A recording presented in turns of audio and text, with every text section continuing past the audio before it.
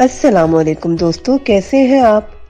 मुझसे मिलिए, मैं हूँ जीम और मेरी आवाज है ज ज ज। अरे ऐसे नहीं, ऐसे बोलो, ज ज ज। मेरे साथ मिलकर बोलो, ज ज ज। मेरी दो शक्लें हैं, छोटी ज और बड़ी ज।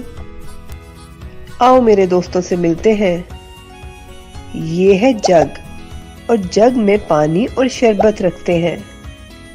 ये जहाज है और जहाज में बैठकर हम दूसरे शहर और मुल्क जा सकते हैं। ये जाल है, जाल से हम तितली और मछलियां पकड़ सकते हैं।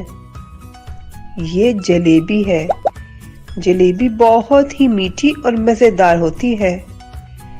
सब लोग दूध में जलेबी डालकर बड़े शौक से खाते हैं।